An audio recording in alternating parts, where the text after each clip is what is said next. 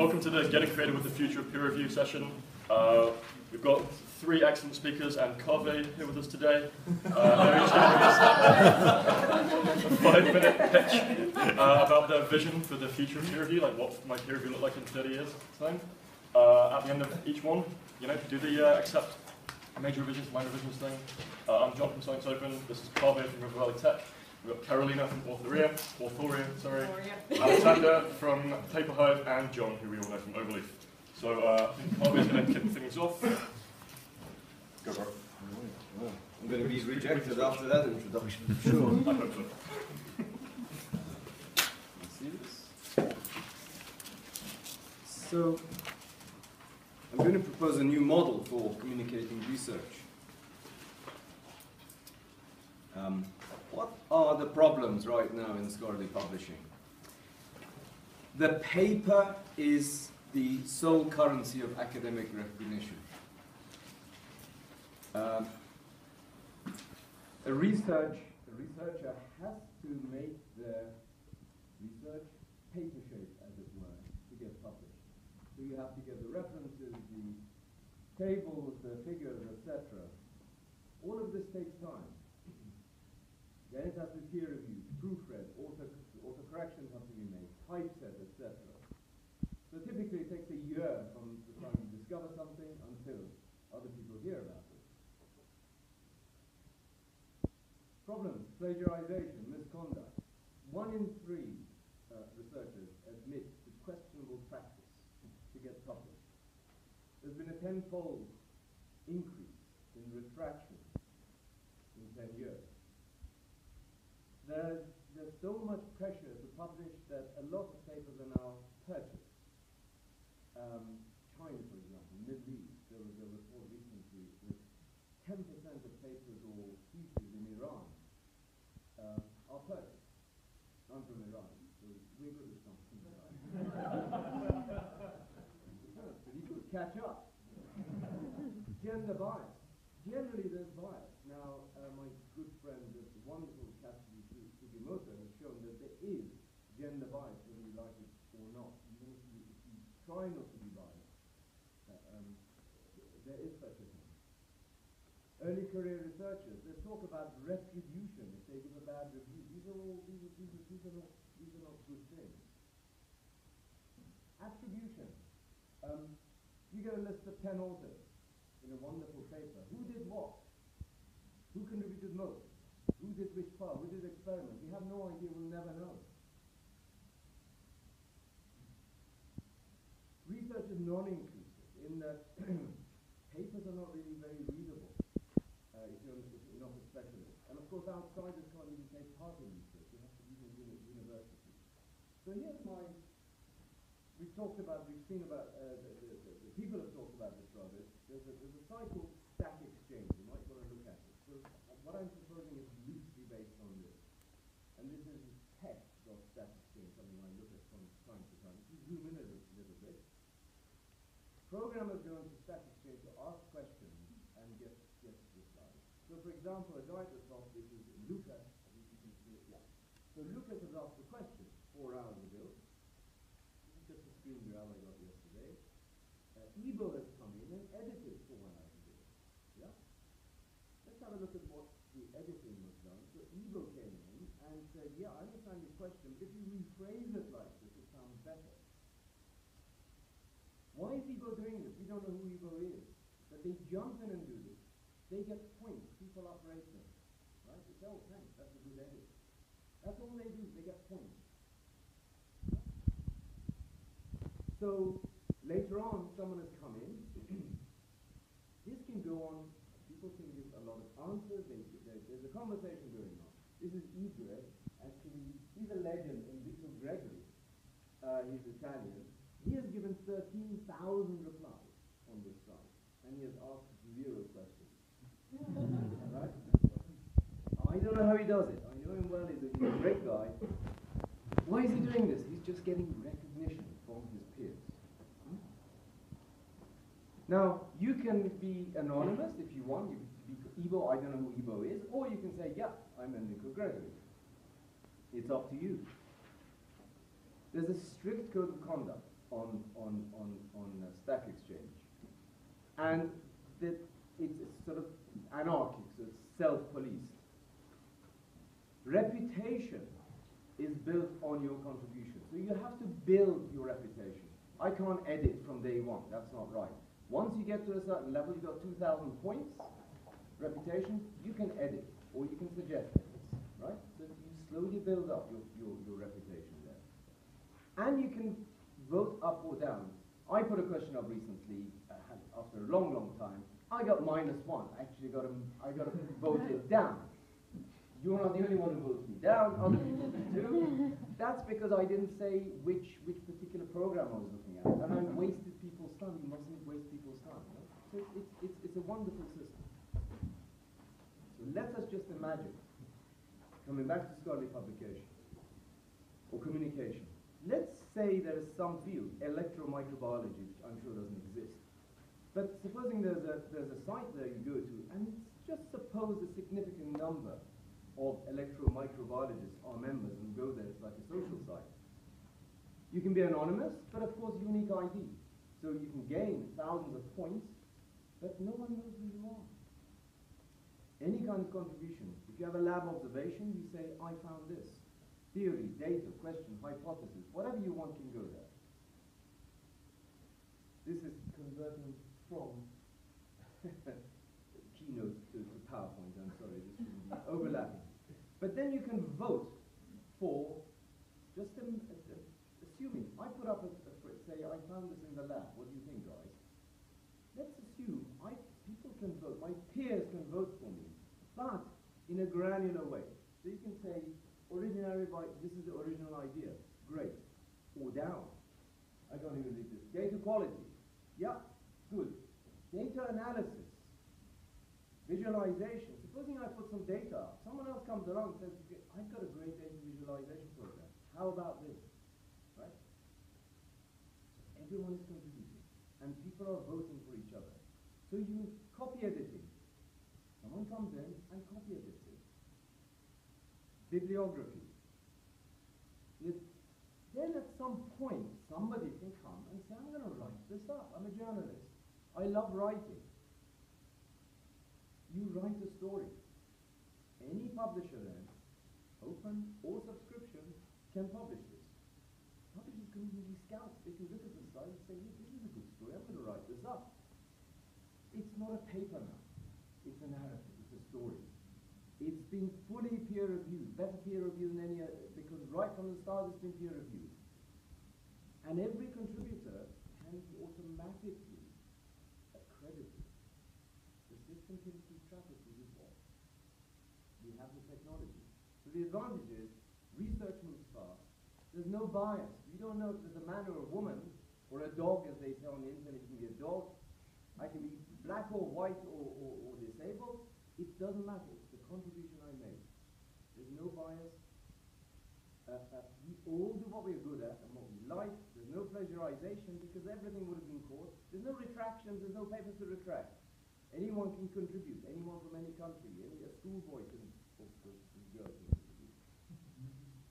The challenge that is left is that universities and funders take notice of these thumbs up or thumbs down, at least partially. If that happens, we have a new way of fast research and recognizing research. Thank you.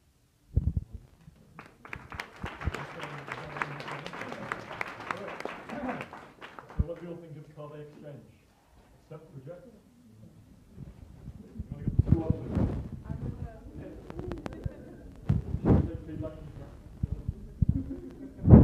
Revisions. We got major revisions from Frank.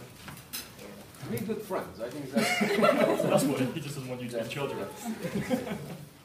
Okay. Yes. Okay. We'll do discussion at the end. You guys want to?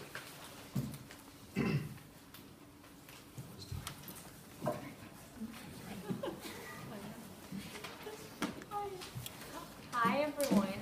So Kevin already covered almost all problems that we have with with peer review, but the biggest problem is that it's really inefficient and easy abuse. And people, there's this notion of publish or perish. And if it takes almost 2 years to publish a paper, you might, it's the problem of dissemination, the knowledge to community or science or everyone in general, it comes at cost. And we really have to change how papers are written and published. And the failure and delay is causing everybody problems. So Authorea was created by scientists to change how people collaborate and how papers are published. And at the moment, researchers have used papers, 21st century research, packaged in 17th century format. So they share research by word, they write research by word, they share it by email. It takes forever to get published. And at the same time, the data sits on a hard drive. So a lot of times when editors want to check if the results are correct, they can't even access the data. So there is a bias based on ethnicity, gender, and affiliation. And let's say that you publish a paper that comes from a college that is fairly unknown. They might question your data, but if the same data is included in the paper from Harvard, most often the data won't be questioned.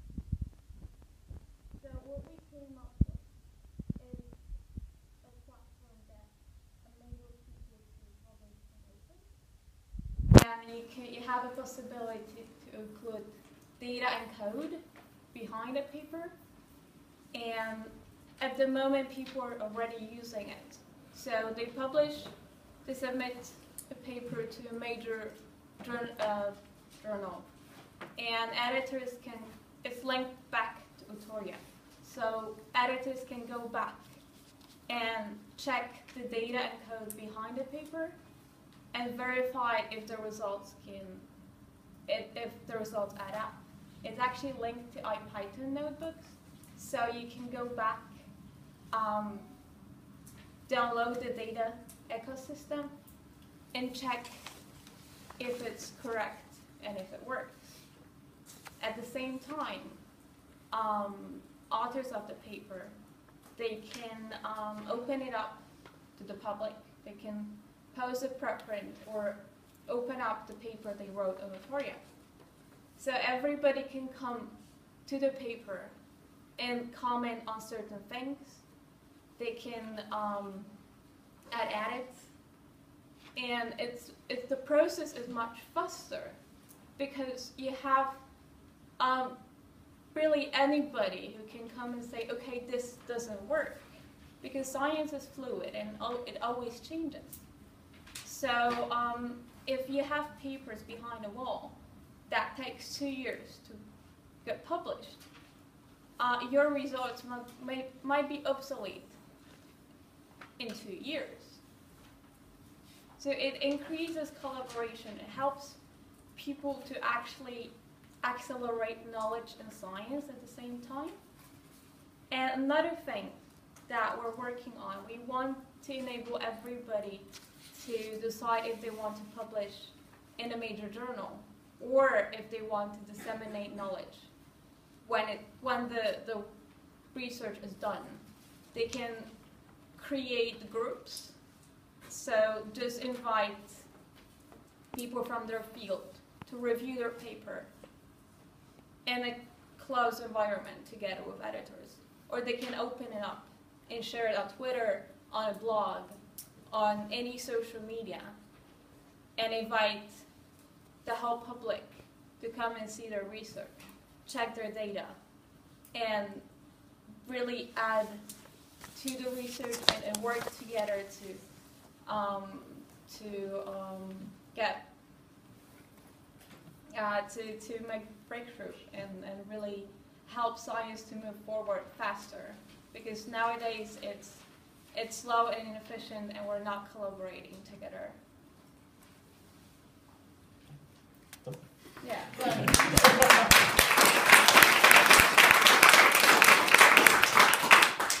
Okay, you want to cast your vote for Authorea then? What do you think?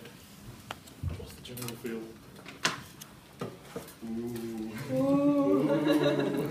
Okay, looks like I've got mostly major revisions, but we'll save those questions at the end. You're up. Oh, you. You can say that. I can. You don't have slides. I don't have slides now. Oh, We can. so I sit here? Yeah, sure. That's for you. Better than slides. Thank you for having me here. I'm Alexander from PaperHive. We are a software startup based in Berlin, and we do collaborative reading. So this is a new concept of allowing researchers to do commentary on already published research. So documents that are in our system, indexed in our system, can be annotated, followed, discussed, privately and publicly. What is our position on, or what do you think about the future of peer review? There are quite like the central premise is that there is not a single future of peer review. The future is granular. What I mean is that it's granular in terms of different types of peer review for different disciplines, different priorities in the peer review process for the different disciplines.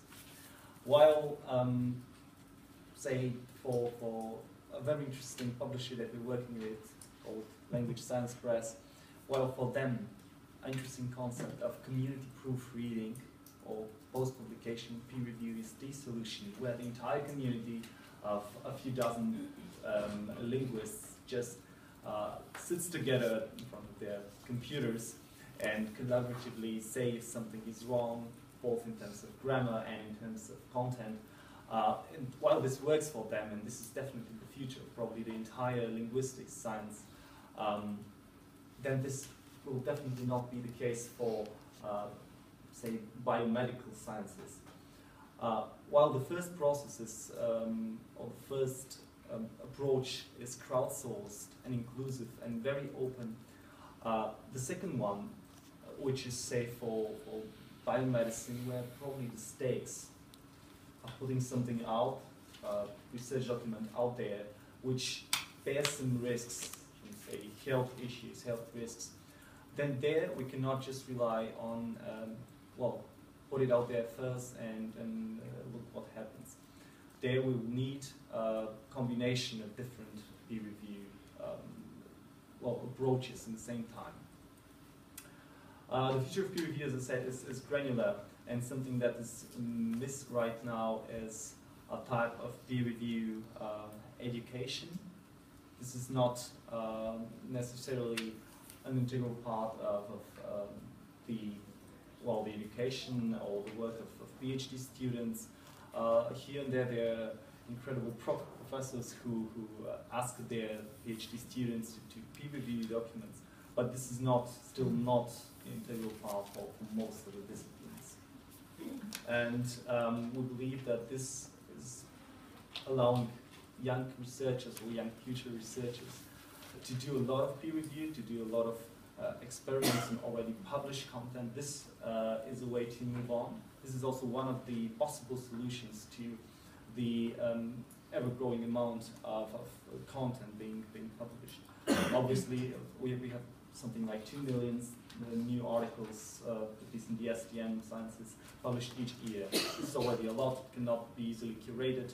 And so staying up to date is a mess. By 2030, we'll have approximately, I don't know, something like 30 more million, if not more, research documents. So 14 years times 2, and this will be growing. So it's a huge amount of new articles.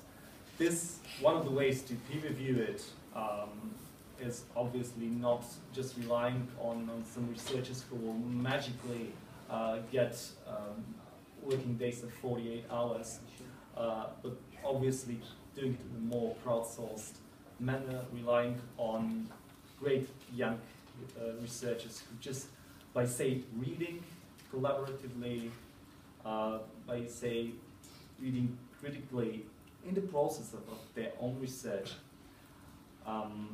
also review the literature. This is a way to really scale the amount of peer reviewers out there. Just integrating the full process of review in the process of reading the research. How much more time do I have? Just one. All right. Growing questions about the role of machines in the peer review process or research as a whole. They are already out there for dozens or 15 years or so at least. We use grammar checkers or typo checkers in these writing systems.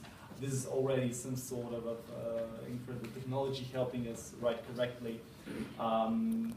We're moving forward into more and more assisted peer review, assisted reading.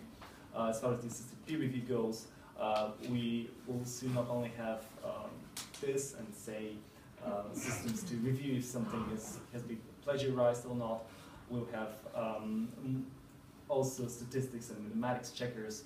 Just recently, there was a very interesting study and very interesting software by a research group, I unfortunately don't know where exactly they're based, who tested a few 100,000 psychology papers for the correctness of the statistics behind, the mathematics behind, and they saw that there are some issues with p-values here and there. Does not necessarily mean that they're wrong or that it's bad science, whatever bad science means, but this is a way to move on, and this is a way pretty simple to scale this software. Something that's coming up pretty soon, and partially also driven by us, machine annotations and chatbots that will help not only, of course, reviewers, but also general researcher to get a better understanding of specific topics, specific concepts, which of course also depends a lot on the disciplines. So this is the gradual movement towards software-assisted peer review and research in general. So to try to sum up, since research and innovations, we'll have to repeat that, since research and innovations are chain reactions of collaboration, peer review cannot stop. The traditional peer review for most sciences, which is rather exclusive, process will continue to exist, but it will coexist with other approaches, crowdsourced approaches, continuous approaches, after something has been officially curated and stated as fine science. We'll see many innovations and crazy approaches which will work for some disciplines, but not for others. And this is the way to go.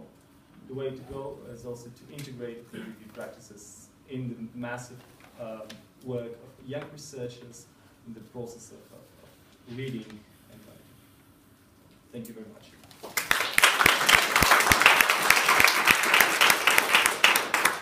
All right, voting up. What do you think of Alexander, PaperHive, and collaborative peer review? Ooh, it's a bit more friendly. There's a big red one over there. That's the wrong way around. We'll come back to that one later. Oh, yeah. The reject person. So shooting you once across the room. Okay, and our final speaker is MC Hammersley. You don't have slides. I don't have slides either. I'm just going to run away. Go ahead. You can't get away from my face. Yeah, so it's interesting. So I'm one of the founders of Overleaf, but I'm not going to talk about Overleaf at all today, because I think it's quite nice that I'm sat opposite Frank, because he has on the front of his laptop a sticker from the 101 Innovations in Scholarly Communication research that was done recently.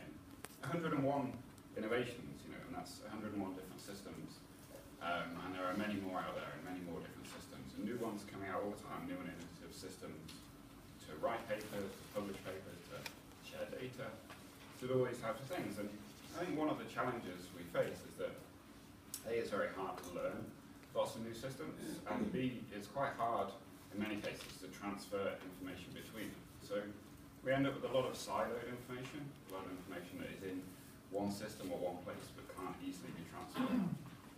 And so I think what I'd like to see in, well, as soon as possible, but 2030, I think is the timeline that was mentioned, was just much more connectedness between those systems. So that if you write a paper in Word or write a paper in Overleaf or in Authorea, you can very easily pass it into different systems for commenting or for data analysis or for anything like that. So rather than trying to get everyone to use the same system, we make it easier for people to use the systems that they like and that work for them in their disciplines. But when they need to pass those papers around or pass that information around, they can do so at the click of a button rather than spending a lot of time reformatting, rewriting out parts of that paper, or rewriting things out, and particularly using inflation and losing a lot of time in a way. So I think my theme is more about making the systems more connected behind the scenes so that we can save authors time, save reviewers time. I'd like to get to the discussion, so. Thanks, Phil. All right, we have 17 minutes left for the lightning presentation, so we're going to open it up to questions. Okay, so David's hand shot up straight away there. Yeah, hoping to get some feedback. The first thing I'd like to know is actually how many people in the audience are actual scientists doing experiments?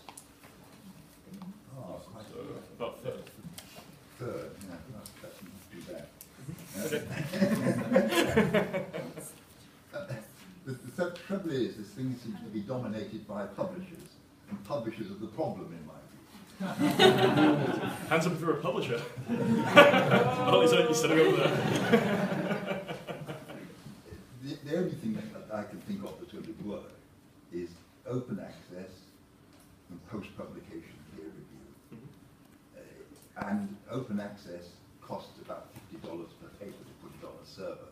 There's the fact that Nature Communications charges $5,000 for doing it. It's just sheer corruption. 6,000 attacks. Nothing to do. On Authorea, you can do it for free. Well, we have the executive editor of Nature Communications sitting in the audience. I wonder if you'd like to respond to that.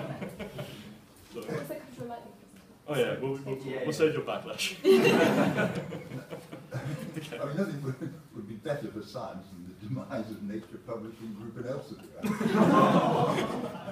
Well, we're on camera, so we can say It is absolutely true. Okay. So do you have a question about the future of peer review? Maybe? Sorry? Do you have a comment on peer review? Or? Well, I think post-publication peer review is all that will work because,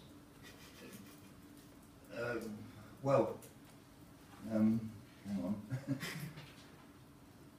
It hasn't really taken off in a full way, but it will do. The point is that anything gets published. Anything, however bad, gets published. Biomed Central, the sponsor of this meeting, published a journal of Chinese medicine, which is pure rubbish, from beginning to end. Just awful.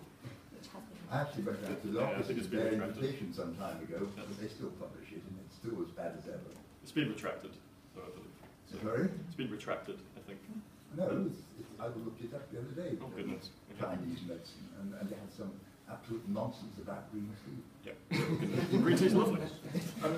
Should we move on? I think Eva, you had a question next. Yep.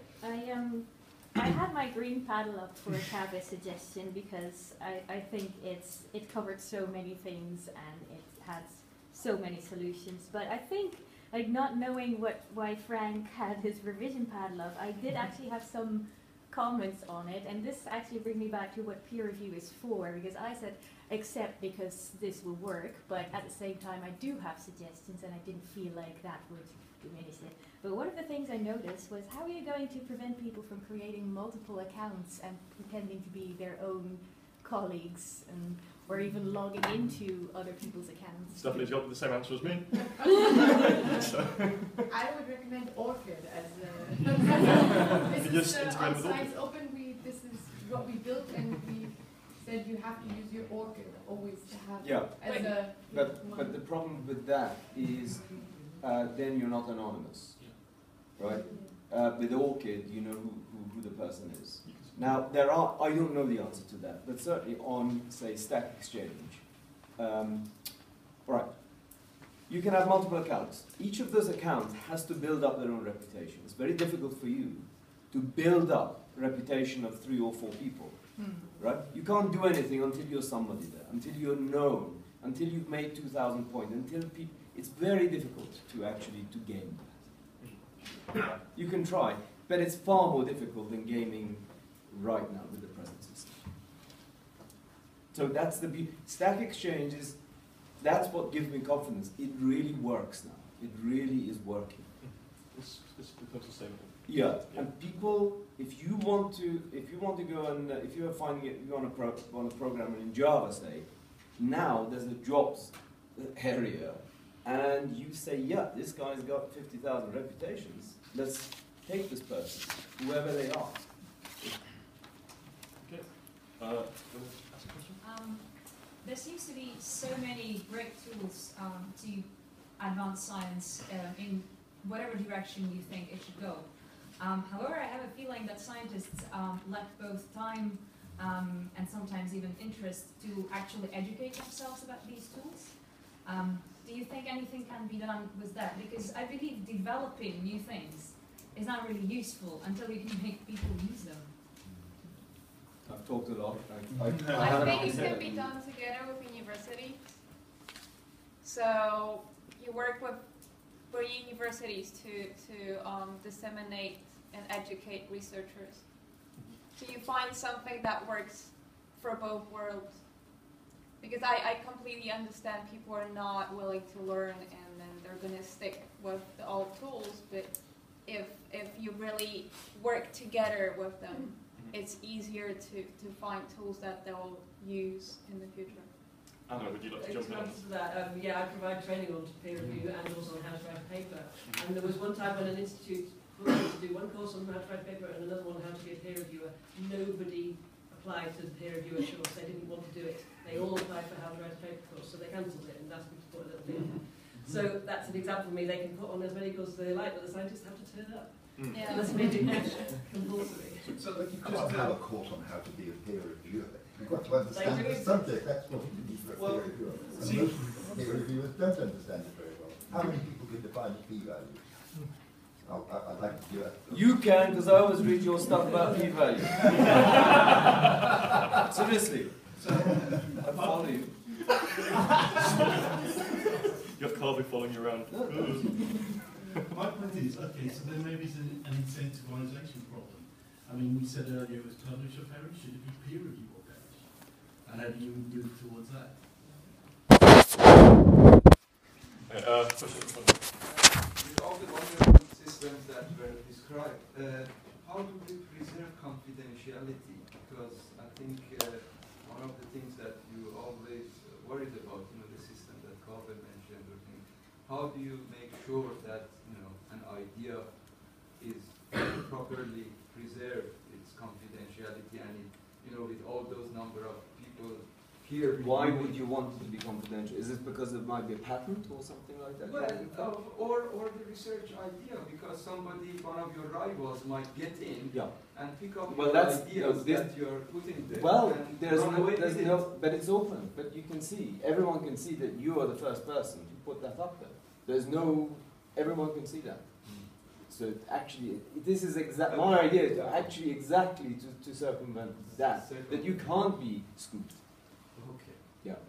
We've still got time for a couple more questions. At the back there? Question about data for PaperHive or anyone else in regards to peer review. How many peer review criticisms or corrections are related to grammar? One, or how many are related to data?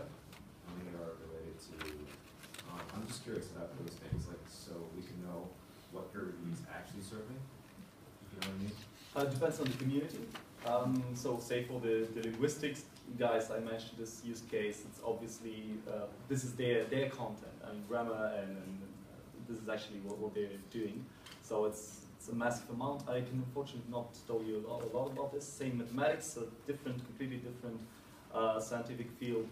A lot of questions show up, just understanding some specific calculation or formula. This is the predominant thing out there. And another defining factor in addition to the discipline, is if the usage is encouraged by somebody, say if a professor encourages his PhD students to use our system, I guess also others, this will result into one type of very high quality commentary, which is just biased in a way by nature by the professor, and another type would be by, say, the publisher encourages his readers and authors to get into, say, Q&A sessions about published research. But this is an interesting question. What about the juicy stuff like plagiarism? Has that ever happened in PaperHive? It's too early to say. I mean, we are live for 5 months right now, so we haven't had it until now, but it might turn out. But it's very interesting data. Yeah. Thank you.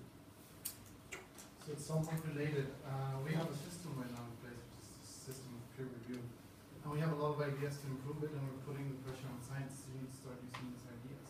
So there's a big burden of proof for these new ideas, but they're better than peer review. How does the panel think we can measure and say this actually removes bias, this actually removes plagiarism? We also need a system in place to compare these methods. So we have something. That's a really good question, and you need data for these sorts of things, and publishers are actually gathering a lot of sort of trial data on this right now. So your Nature Commons, they trialed open peer review recently for a year, and Elsevier trialed it recently as well, and they found that it worked out pretty well. It increased quality, reduced bias, these sorts of things.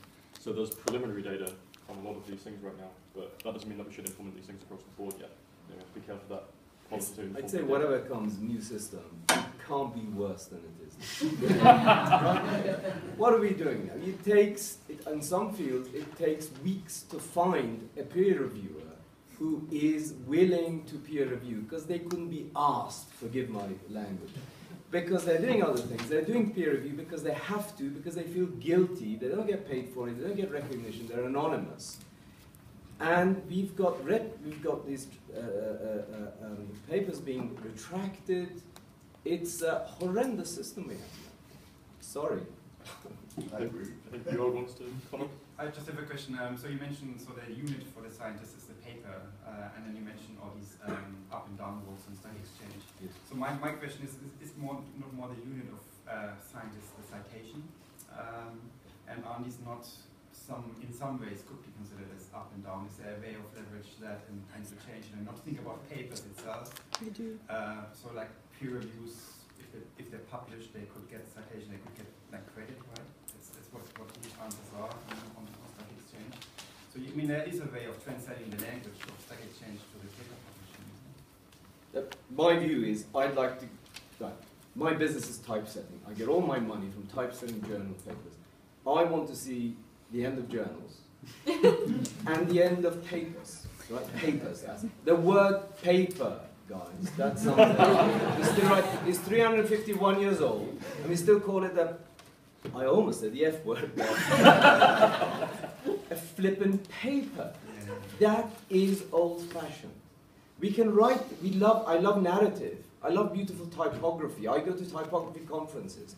Let's have that written, but we shouldn't wait. For that paper should not be the way we disseminate knowledge. We've it has come to be a long way. faster. Yeah. It has to be digital. Well, the fast speed doesn't matter. Damn, that's just vanity. It's plenty of time. No, hang on. If you've got the cost matters a lot. Okay. Got a question. The cost has to come down. I want to get the cost to zero, as near as possible to zero. Yeah. Let's see where that money is going. You want to put yourself out of business? I've said that before many times, as you know. Sure, absolutely. Sometimes I think if I were a dentist sitting up here and someone said, look, I've got a pill that cures, basically there's no tooth decay. Now, should I be happy or sad about that? If I'm a good dentist, I should be happy. I say, yeah, I'm going out of business, guys. But if I'm a bad guy, I say, no, damn, I'm not going to get any sickos coming in to fill their teeth. So I'm a dentist who wants to go out of business. Yeah. Thank you for your brutal honesty. See a question from the back. So do you think that these platforms will be an opportunity for people to share some of their negative data that they've been producing? I didn't have time to put that. Yeah, sorry, I'll take it. What's negative data?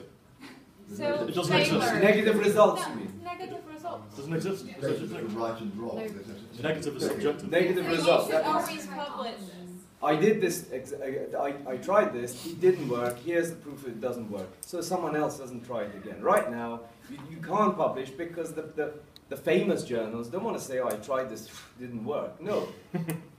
So that goes, isn't that right, David? Well, the good specialist ones will do. Yeah, but in general, people don't want to say, hey guys, this didn't work. Paper in general physiology, which is the best specialist quantitative electrophysiology journal in the world. Really? And they said, yes, it is very interesting to know that. Okay, we're going to take a final question from the chap here in the front. Thank you. So Caroline has said, it's 21st century science with 17th century publishing, and this medium of paper has come up. I think we need to be more bold and take up concepts like computationally active knowledge and define that and make that the basis. I think John's hitting it. It's data, it's network data. We need to solve the network data science problem. Just a little plug, I think the science blockchain or blockchain technology will knit together every silo solution I've heard and make it universal. Can I add, so something that ties in a bit with that and with the previous comment is things like a Centre for Open Science and the OSF framework. So there you're encouraged to register what you're doing up front, and then you keep all your work there. So if at the end of that project you've got negative results, well, it's all already been captured. So, you probably don't necessarily want to put much more effort into publishing it because you want to move on to something else, but at least it's all there, and you can then make that available for others. So I think that's quite a powerful thing. And then finally, just to come back to the point about how do we get researchers to use things, I think if we solve problems for researchers, they will use the tools. I think quite often we talk about how can we make people use this, and I think as soon as we're saying that, that's probably not going to work. So I think it's solving the problems for them, and then they will come. Okay, I think we have the lightning presentation next. Can I ask you all to put your hands together for our panelists here?